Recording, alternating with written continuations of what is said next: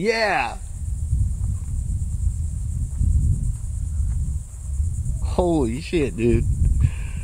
That was a response to my clapping.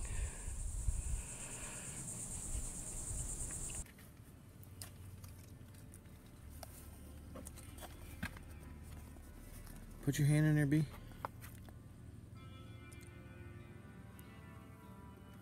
Holy mackerel, that's a huge track, dude. I mean, look at a big toe compared Put to your my thumb. forearm on there. Jeez. Dude, it's almost as long as your whole forearm. Yeah. And look at the ridge line of the heel where it flattened out on the earth. You can see the whole heel. Oh, yeah. And then the squish. Like Well, dude, the toes are enormous, man. Yeah. Fucking sick. That's a Bigfoot track, guys. So I always talk about how when you increase your awareness and you're in the areas that you're researching, or even if you're just in the wilderness, you hear things all the time, right? And typically they're not associated with a 700-pound hominoid. It could just be some bushes rustling, right? But they don't always move like they're 700 pounds. And when you know you're in an area that they're in, they like to be sneaky. They like to be on top of seeing everything that goes on in the area. So whenever I hear something, I try to set the camera up. Mel and I have been doing this for 5 years, man. Set the camera up, point in the direction of what's going on, and give a little segment and shoot behind you. This time it paid off. All right, so here's the scenario today. We've got the creek bed spot, and we've got some action today for sure. Pulled up, got out of the car, looked in the same general area as where the guy was ducking that one day, and I caught all that movement before. I've seen them in here, and I've actually seen them through the camera lens and with my own 2 eyes, so I know they're here, right? So it's not a question of, you know, are they here? They're here. I mean, this is like, we know this, right? We've had them throw rocks at us here. We've had them run off in the bushes on 2 legs, and more than one of them when we were back in there. And so, you know, you're going through this, and then as a researcher, you come in and you try your experiments. Well, my experiment today was that I'm going to continue to do the same thing because I can't control what they're going to do. So what I try to do is create a situation through my behavior, and my behavior being consistent, that will actually trigger some type of a response. And so when we're doing this, we got to do the same thing, because we got to keep the controls in place on our side so that the situation remains the same and hopefully creates the same behavior, right? So what was this experiment? All right, well, in every other spot that we have ever gone to, Melanie is the one who does the calling in, and they identify her voice. And we've got eyewitnesses to this, right? She'll go in and she'll say a certain phrase, which we've been saying for 5 years.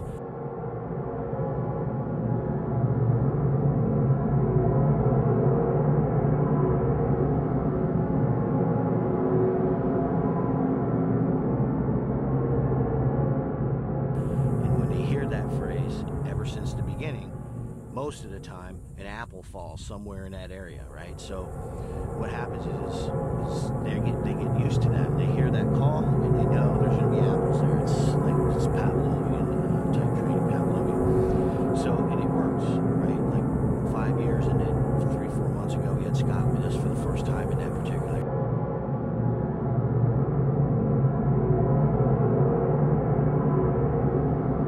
area. I said, Mel, do your thing. She called out, and immediately individuals started coming, and me and Scott were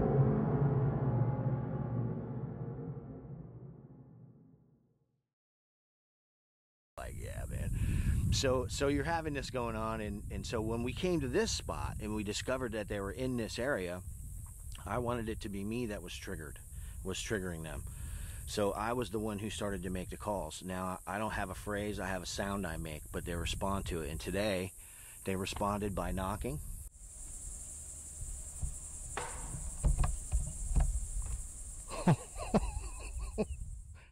They responded by moving through the bushes, breaking palm fronds off the cabbage palms. These are the sounds that I've heard today and probably documented. Now, one of my audio channels is blown, so I'm only getting half the volume of audio when I'm recording, which is unfortunate, but it is what it is, man. You know what I mean? Until we can get the camera fixed, this is what it is, right? We had that lightning strike in the backyard, or whether it was a tree or something like that, I don't know. But anyway, our house had over voltage. Everything that was charging got blown up. We lost the oven, the bedroom TV, all kinds of stuff. The camera was plugged in and got damaged. So we'll see. We're going to check the audio when we get home.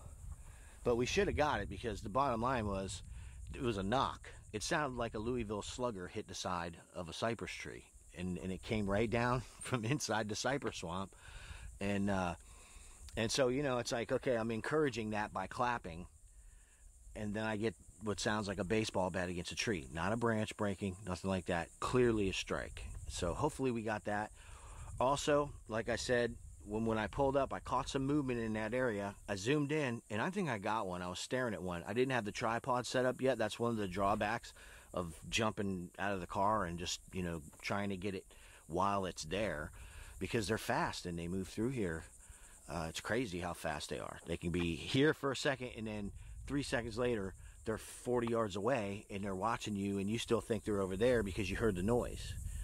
That's like one of their little, it's not intentional, it's just what it is, right? They move so fast. So you hear the noise, and you go, oh, and you look in that direction. But that was him peeling off.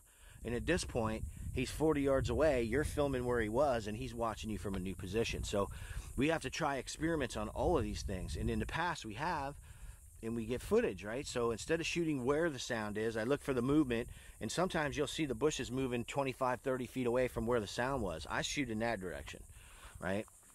Sometimes they're still right there. Sometimes they'll pull a branch down. Anything subtle to see if you're able to see where they're at. They play this game with you. This is very common, and then we catch them on film. So we're going to review the footage when we get home. Let's see what we got.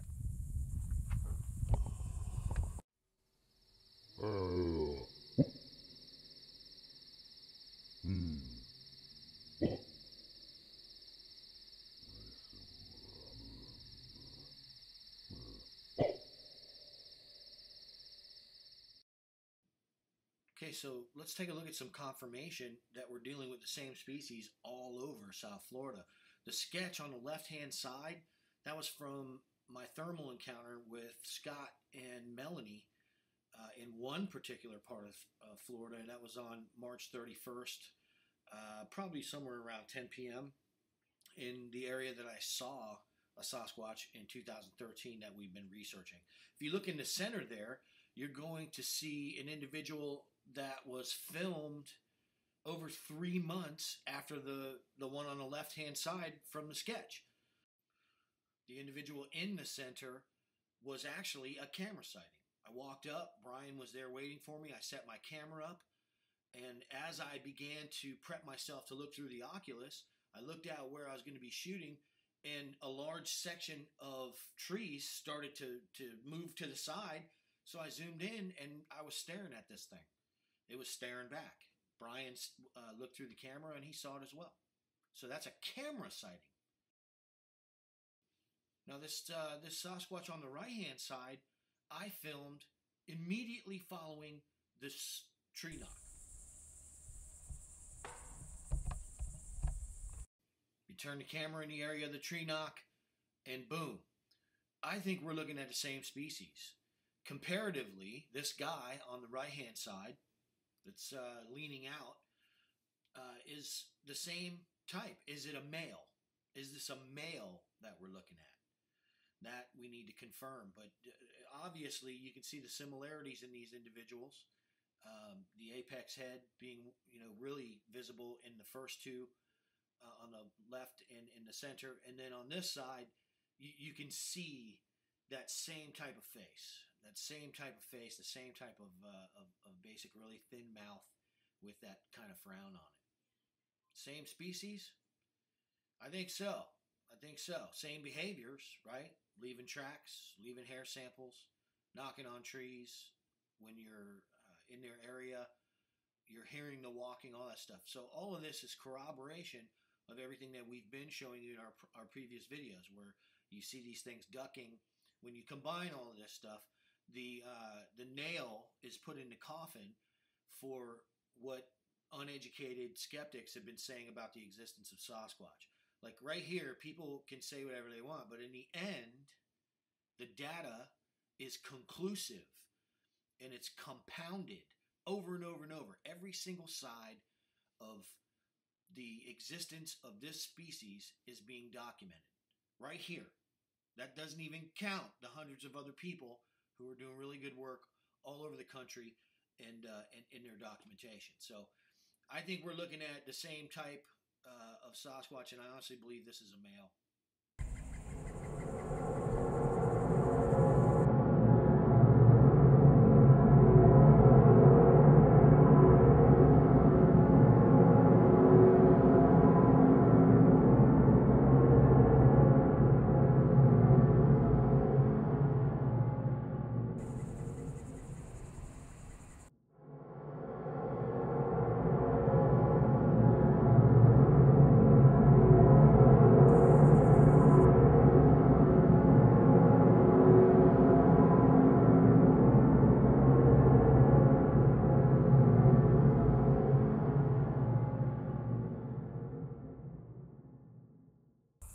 You respond to the movement in the bushes. You respond to the branches and all the stuff that's moving around.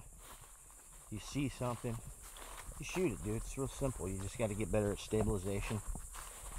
And then the sky's the limit, man, really. Let's shoot some footage up in here. Now, I can't see the screen very well, so I don't know if I'm trying to stabilize. This thing is 2 feet over my head now, trying to look down in that creek bed.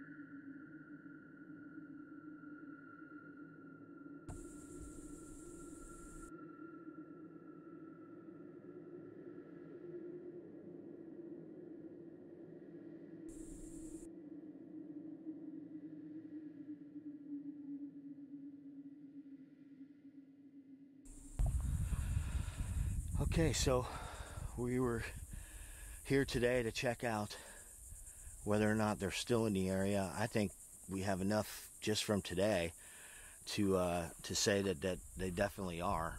The tree knock itself was significant. There's nothing else that could have been, man. I mean, it sounded like a Louisville slugger, man, smashing the side of a cypress tree. It came from right down in the cypress swamp. It's not alligators, it's not people. There's no one down in there. There's no one allowed down in there. It's off limits for some reason. The other interesting aspect of what happens here is that you see them. If you're watching when you pull up, and you can, when you're driving in, if you look over there, sometimes you'll see one move between the trees. When I got out of the car on 3 different occasions here at this spot and looked over, I've seen individuals moving down that tree line. Big, dark, apex-headed, huge, hairy figures moving through there. This is right where the guy was ducking down. So, you know, is this a Sasquatch? I think it is. I mean, this could even be the one that you know, was in the footage ducking down here, you know? I mean, it's clearly... I'm seeing things moving between the trees right now. You know, this is going on. I mean, we're going to continue documenting.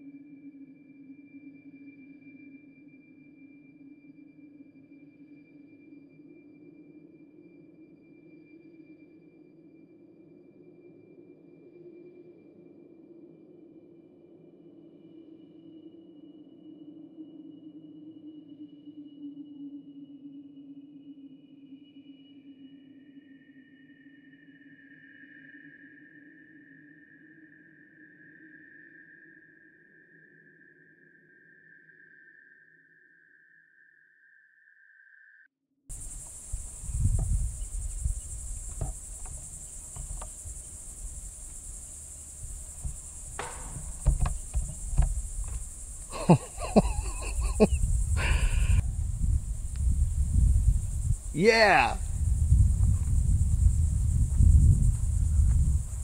Holy shit, dude. That was a response to my clapping.